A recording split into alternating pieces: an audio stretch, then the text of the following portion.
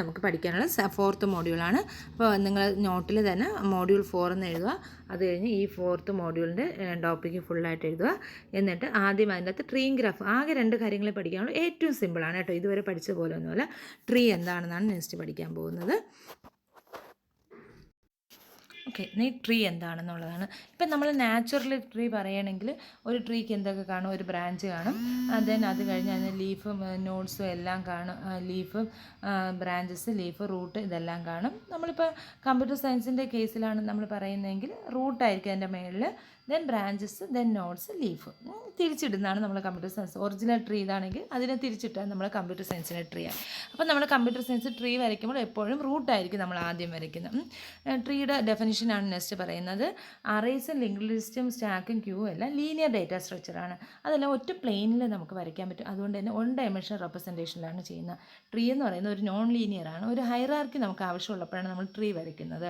നമുക്ക് എന്തെങ്കിലും ഹൈറാർക്കി ആയിട്ട് റെപ്രസെൻറ്റ് ചെയ്യണമെങ്കിൽ ട്രീ വരച്ചാണ് റെപ്രസെൻറ്റ് ചെയ്യുന്നത്. അപ്പം അതൊരു നോൺ ലീനിയർ ആണ്. അതുകൊണ്ട് തന്നെ 2 ഡയമെൻഷണൽ അറേ റെപ്രസെൻറ്റേഷനായിരിക്കും ട്രീ യൂസ് ചെയ്യുന്നത്. ഒരു ട്രീയുടെ എക്സാമ്പിളാണ് ഈ കാണിച്ചിരിക്കുന്നത്.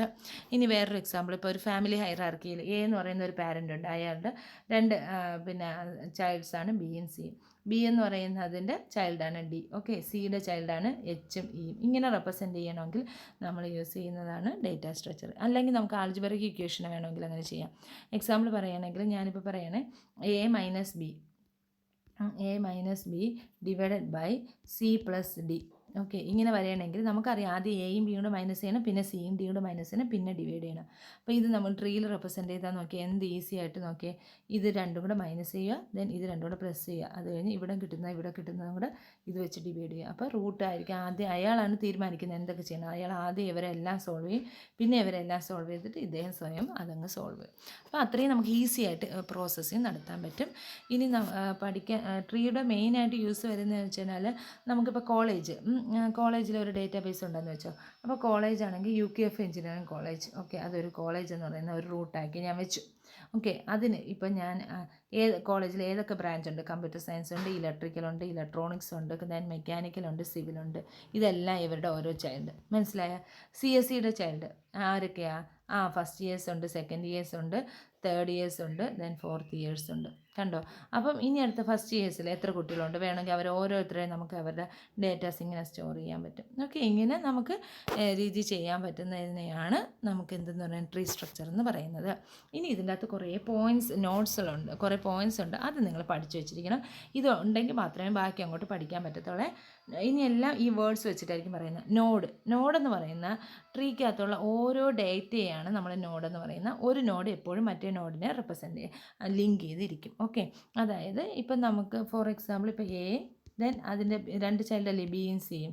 അപ്പം ഇതിൻ്റെ നോഡെന്ന് പറയുന്ന എ ഒരു നോഡാണ്, ബി സി ഇതെല്ലാം നോഡുകളാണെന്ന് പറയാം. എയുടെ നോഡിൻ്റെ പ്രത്യേകത അതൊരു റൂട്ടായിരിക്കും. ഓക്കെ, അപ്പം അത് നമ്മൾ അടുത്തതെന്ന് പറയുന്നത് എന്താണ് പാരൻ്റ് എന്ന് പറയുന്നത്. പാരൻ്റ് എന്ന് പറഞ്ഞാൽ ഇമ്മീഡിയറ്റ് പ്രെഡിസർ ഓഫ് എ നോഡ്. ഒരു നോഡിൻ്റെ തൊട്ടടുത്ത് വരുന്ന പ്രെഡിസറിനാണ് പാരൻ്റ് എന്ന് പറയുന്നത്. ഓക്കെ, ദെൻ ചൈൽഡ് എന്ന് പറഞ്ഞാൽ immediate successor of A node. ഒരു നോഡിൻ്റെ അടുത്ത് വരുന്ന സക്സസറാണ് എന്തെന്ന് പറയുന്ന അതിൻ്റെ ചൈൽഡ് എന്ന് പറയുന്നത്. ഇപ്പോൾ ഒരു എക്സാമ്പിൾ വേണമെങ്കിൽ എയും ബി സി. ഓക്കെ, ദെൻ ബിക്കകത്ത് ഒരു നോഡുണ്ട് ഡി എന്ന് വെച്ചാൽ ബിയുടെ പാരൻ്റ് എന്ന് പറഞ്ഞാൽ എന്താ? ബിക്ക് തൊട്ട് മുമ്പിലുള്ള ആരാണോ അയാളാണ് ബിയുടെ പാരൻ്റ്. അപ്പോൾ ബിയുടെ പാരൻ്റ് ആരാണ്? എ. ദെൻ ബിയുടെ ചൈൽഡ് ആരാ? ബിക്ക് കഴിഞ്ഞ് വരുന്ന നോഡ് ഏതാണ്? അതാണ് ബിയുടെ ചൈൽഡ്. അപ്പോൾ ബിയുടെ ചൈൽഡ് ആരാ? ഡി ആണ്. മനസ്സിലായോ? ഇതാണ് പാരൻ്റ് ചൈൽഡ് എന്ന് പറയുന്നത്.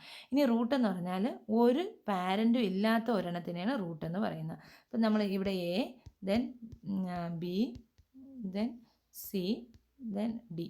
ഓക്കെ, അപ്പോൾ ഇവിടെ എന്ന് പറയുന്ന ഇതിനെ റൂട്ടെന്ന് പറയാൻ പറ്റുമോ? അല്ല, ഇതിന് പാരൻ്റ് ഉണ്ട്. ഇതിനെ റൂട്ടെന്ന് പറയാൻ പറ്റും? ഇതിന് പാരൻ്റ് ഉണ്ട്. ഇപ്പോൾ ഇതിനെ റൂട്ടെന്ന് പറയാൻ പറ്റും. കാരണം ഇതിൻ്റെ മേളിൽ പിന്നെ പാരൻ്റ് ഇല്ല. പാരൻ്റ് ഇല്ലെങ്കിൽ അവരെയാണ് റൂട്ടെന്ന് പറയുന്നത്. ഇനി ലീഫ് എന്ന് പറഞ്ഞാൽ അതിൻ്റെ താഴെ ചൈൽഡ് ഇല്ലെങ്കിൽ അവരെയാണ് ലീഫ് എന്ന് പറയുന്നത്. ഇപ്പോൾ ഇതിൻ്റെ എക്സാമ്പിൾ, ഇതിൻ്റെ താഴെ ചൈൽഡ് ഉണ്ടോ? ഉണ്ട്. അപ്പോൾ ഇവർ രണ്ടുപേരും. അപ്പോൾ ഇതിനെ ലീഫ് എന്ന് പറയാൻ പറ്റില്ല. ഇതിൻ്റെ താഴെ ചൈൽഡ് ഉണ്ടോ? ഉണ്ട്, ഡി ആണ്. അപ്പോൾ ഇതിനെ ലീഫ് എന്ന് പറയാൻ പറ്റത്തില്ല. ഇനി ഡിയുടെ താഴെ ചൈൽഡ് ഉണ്ടോ?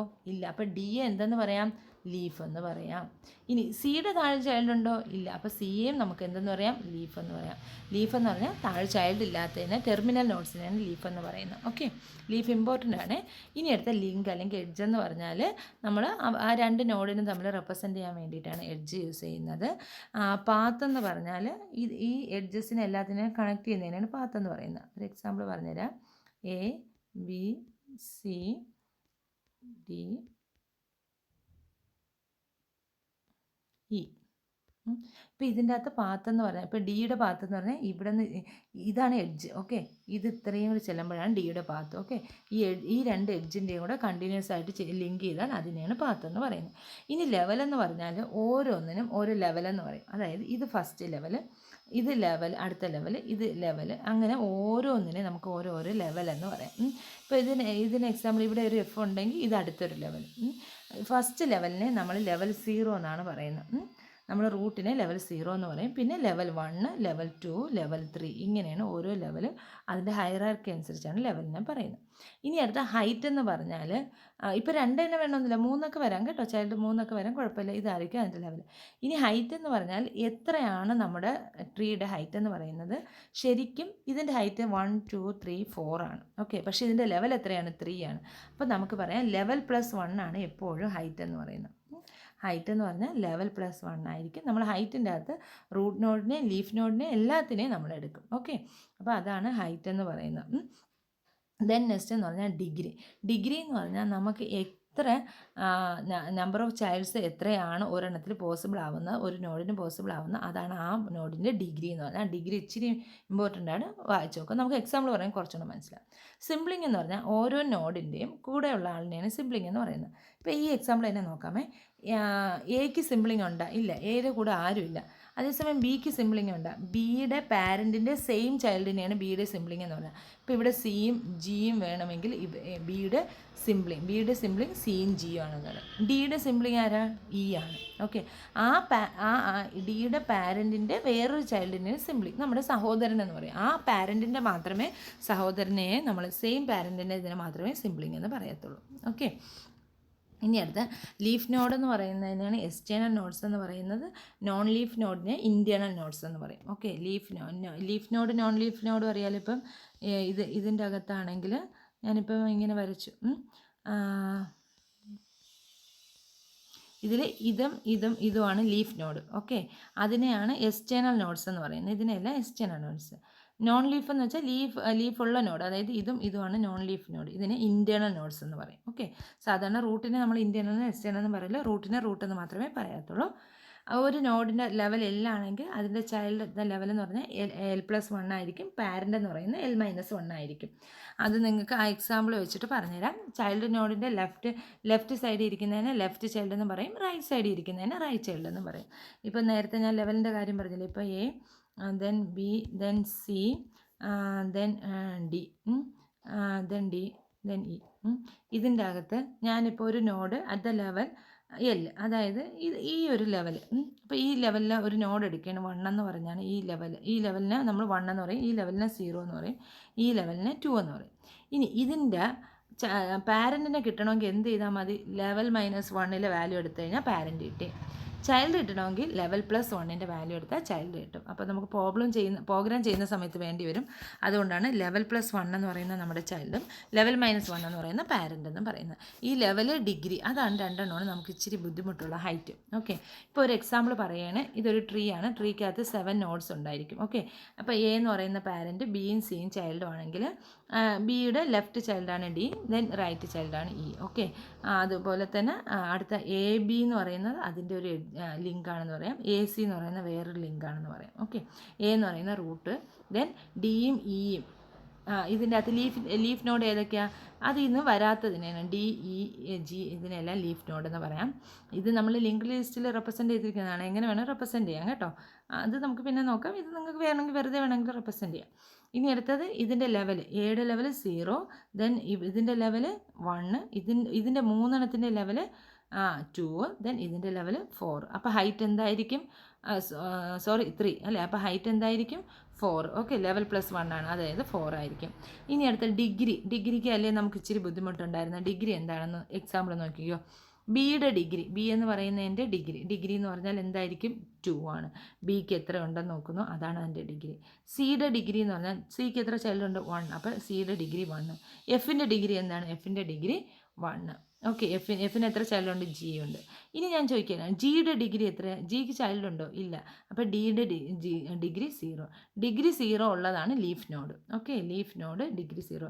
ഈ leaf, child, internal node, external node, ഈ വേർഡ്സുകളെല്ലാം നന്നായിട്ട് പഠിച്ചു വെച്ചിട്ടുണ്ടെങ്കിൽ നമുക്ക് ഒരുപാട് സ്ഥലത്ത് യൂസ് ആവും.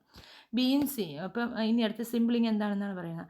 ബിയും സിയും സിംപ്ലിങ് ആണ്, ഡിയും ഇയും സിംപ്ലിങ് ആണ്. ഓക്കെ, എഫിനെ നമുക്ക് സിംപ്ലിങ് എന്ന് പറയാൻ പറ്റില്ല. നേരത്തെ എനിക്ക് അവിടെ ഒരു മിസ്റ്റേക്ക് പറ്റിയെന്ന് തോന്നുന്നു. ഇല്ല അവിടെ കറക്റ്റ് ആയിരുന്നു. ഇവിടെ ബിയും ഇയും സിംപ്ലിങ് ആണ്. പക്ഷേ എഫിനെ സിംപ്ലിങ് എന്ന് പറയാൻ പറ്റുമോ? ഡിയും ഇയും സിംപ്ലിങ് ആണ്. എഫിന് സിംപ്ലിങ് എന്ന് പറയാൻ പറ്റും. കാരണം ഡിയുടെയും ഇയുടെയും പാരൻ്റ് അല്ല ആരെന്ന് പറയുന്നത്? ഈ എഫിൻ്റെ പാരൻ്റ്. അതുകൊണ്ട് അതിനെ സിംപ്ലിങ് എന്ന് പറയാൻ പറ്റത്തില്ല. ബിയും സിയും സിംപ്ലിങ് ആണ്, കാരണം രണ്ടുപേരുടെയും പാരൻ്റ് ഒന്നായതുകൊണ്ട്. ഓക്കെ, ദെൻ അടുത്ത ഒരിതാണ് ഈ പറഞ്ഞിരിക്കുന്നത്. നോക്കിയേ, ഇതിൻ്റെ അകത്ത് ഈ ട്രീയുടെ ഹൈറ്റ് കണ്ടുപിടിക്കണം, എച്ചിൻ്റെ ലെവൽ കണ്ടുപിടിക്കണം. ക്വസ്റ്റ്യൻ ആണ്, എച്ചിൻ്റെ ലെവൽ കണ്ടുപിടിക്കണം. ദെൻ സിയുടെ ലെവൽ, കെയുടെ ലെവൽ, ഡിഗ്രി കണ്ടുപിടിക്കണം. ലോങ്ങസ്റ്റ് പാത്ത് എത്രയാണെന്ന് പറയണം. പാരൻ്റ് ഓഫ് എം, സിംപ്ലിങ്, ചൈൽഡും കണ്ടുപിടിക്കണം. First height of the tree. അപ്പോൾ ഹൈറ്റ് കണ്ടുപിടിക്കുന്നത് എങ്ങനെയാണ്? 0 ലെവൽ 1 2 3. അപ്പോൾ 4 ആണ് നമ്മുടെ ഹൈറ്റ്. ഓക്കെ ആണോ? ഇനി ലെവൽ ഓഫ് എച്ചിൻ്റെ ലെവൽ എത്രയാണ്? എച്ചിൻ്റെ ലെവൽ എന്ന് പറയുന്നത്, എച്ചിൻ്റെ ലെവൽ എവിടെയാണ്? 2 ആയിരിക്കും. ദെൻ സിയുടെ ലെവൽ എന്ന് പറയുന്നത് എന്താണ്? സിയുടെ ലെവൽ 1. ഓക്കെ, കെയുടെ ലെവലോ? കെയുടെ level 3. Then degree of the T എന്ന് പറയുന്നതിൻ്റെ ഡിഗ്രി. ടി എന്ന് പറയുന്ന നോഡ് ഏതാണ്? ടി എന്ന് പറയുന്ന നമ്മുടെ നോഡ് ഏതാണ്? ടി എന്ന് പറയുന്ന ഡിഗ്രി ഓഫ് ടി, ഈ ട്രീയുടെ ഡിഗ്രിയാണ് നമ്മൾ ചോദിക്കുന്നത്. ഓക്കെ, ട്രീയുടെ ഡിഗ്രി അവിടെ നിൽക്കട്ടെ, നമുക്ക് പിന്നെ കണ്ടുപിടിക്കാം. Then longest path. ഇതിൻ്റെ ലോങ്ങസ്റ്റ് പാത്ത് എന്തായിരിക്കും? ലോങ്ങസ്റ്റ് പാത്ത് എന്ന് വെച്ചാൽ ഇതിൽ നിന്ന് ഏറ്റവും വലിയ പാത്ത് വരുന്നത് ഏത് വഴിയാണെന്ന് നോക്കുക. ഇവിടെ വഴി വന്നു കഴിഞ്ഞാൽ വലിയ പാത്താണ്, അല്ലെങ്കിൽ എ ബി എഫ് കെ വന്നാലും വലിയ പാത്താണ്. എ ബി എഫ് എൽ എന്ന് പറയുന്ന പാത്ത്, ഈ 3 എണ്ണമാണ് ഇതിൻ്റെ ഏറ്റവും ലോങ്ങസ്റ്റ് ആയിട്ടുള്ള പാത്ത്. റൂട്ടിൽ നിന്ന് ലീഫ് വരെ എത്തുന്നതിനാണ് ലോങ്ങസ്റ്റ് പാത്ത് എന്ന് പറയുന്നത്. ഇനി പാരൻ്റ് ഓഫ് എമ്മിൻ്റെ പാരൻ്റ് ആരാ? എമ്മിൻ്റെ പാരൻ്റ് എം എന്ന് പറയുന്നതിൻ്റെ പാരൻ്റ് എന്ന് പറയുമ്പോഴത്തേക്ക് ഏതാ? എച്ച്. ദെൻ സിംപ്ലിങ് ഓഫ് ഐയുടെ സിംപ്ലിങ് ആരാ? ജെ ആണ്. ചൈൽഡ് ഓഫ് ബിയുടെ ചൈൽഡ് ആരാ? E F G. ഇതിനെല്ലാം ബിയുടെ ചൈൽഡ് എന്നാണ് പറയുന്നത്. നെക്സ്റ്റ് എന്ന് പറയുന്നത് നമ്മുടെ ട്രീയുടെ ഡെഫിനിഷനാണ് നമ്മൾ പറയുന്നത്. ട്രീ എന്ന് പറയുന്ന ഒരു ഒറിജിനൽ ഡെഫിനിഷൻ, ഡേറ്റാ സ്ട്രക്ചറിൻ്റെ ഡെഫിനിഷനാണ് ഈ പറയുന്ന. Finite set of 1 or more nodes ഉള്ളതിനെയാണ്. 1 or more നോഡ്സ് ഉള്ള ഒരു ഫൈനൈറ്റ് സെറ്റ്, നമുക്ക് എണ്ണാൻ പറ്റണം, അത് ഒരുപാട് വന്നാൽ പറ്റത്തില്ല, അതിനെയാണ് ട്രീ എന്ന് പറയുന്നത്. അതിലൊരു സ്പെഷ്യലി ഡിസൈൻഡ് നോഡുണ്ട്, അതിനെ റൂട്ട് എന്ന് പറയും. സ്പെഷ്യലായിട്ടുള്ള നോഡാണ്, അതിന് കുറേ പ്രത്യേകത ഉള്ള ആളാണ് റൂട്ട് എന്ന് പറയുന്നത്. റിമൈനിങ് നോഡ്സിനെ നമുക്ക് പാർട്ടീഷനേറ്റ് ചെയ്യാം, സബ് ട്രീസ് ആയിട്ട് പാർട്ടീഷനേറ്റ് ചെയ്യാം. ഇത് ലെഫ്റ്റ് ആയിട്ടുള്ളത്, ഇത് അടുത്തത്, ഇത് അടുത്ത. അപ്പോൾ ഇതിനെല്ലാത്തിനെയും കൂടെ ഒരു സബ് ട്രീ എന്ന് പറയാം. ഈ സൈഡ് അടുത്ത ചൈൽഡിൻ്റെ എല്ലാവരെയും കൂടെ സബ് ട്രീ എന്ന് പറയാം, ഇതിൻ്റെ സബ് ട്രീ എന്ന് പറയാം. അപ്പോൾ T1 T2 etcetera up to എത്ര വേണമെങ്കിലും സബ് ട്രീസ് വരുന്ന ഒരു റൂട്ടുള്ള ഒരു ഡേറ്റാ സ്ട്രക്ചറിനെയാണ് ട്രീ എന്ന് പറയുന്നത്. അതാണ് ഇതിൻ്റെ definition. Okay, then M ary ട്രീയും കൂടെ എന്താണെന്ന് നോക്കാം. അതായത് ഒരു ട്രീക്കകത്ത് നമുക്ക് റൂട്ടിൽ എത്ര ചൈൽഡ് ഉണ്ട് എന്നുള്ളത് നോക്കിയിട്ടാണ് അതിൻ്റെ അകത്ത് എം അറേ ട്രീ എന്ന് പറയുന്നത്. ഓരോ ഇൻറ്റേർണൽ നോഡ്സിനും എം ചൈൽഡിനേക്കാളും കൂടാൻ പാടില്ല. ഓക്കെ, അത് എം അറേ എന്ന് പറഞ്ഞാൽ അങ്ങനെയാണ് അർത്ഥം. നിങ്ങൾക്ക് ഇതിൽ കുറച്ചുകൂടെ മനസ്സിലാവണമെങ്കിൽ പറഞ്ഞുതരാം. ഈ എക്സാമ്പിൾ നോക്കിക്കഴിഞ്ഞാൽ മതി. എക്സാമ്പിൾ നോക്കിക്കഴിഞ്ഞാൽ ഇതിൻ്റെ അകത്ത് 4 നോഡ്സാണുള്ളത് അല്ലേ? അപ്പം 4 എല്ലാത്തിനും എന്താണ്?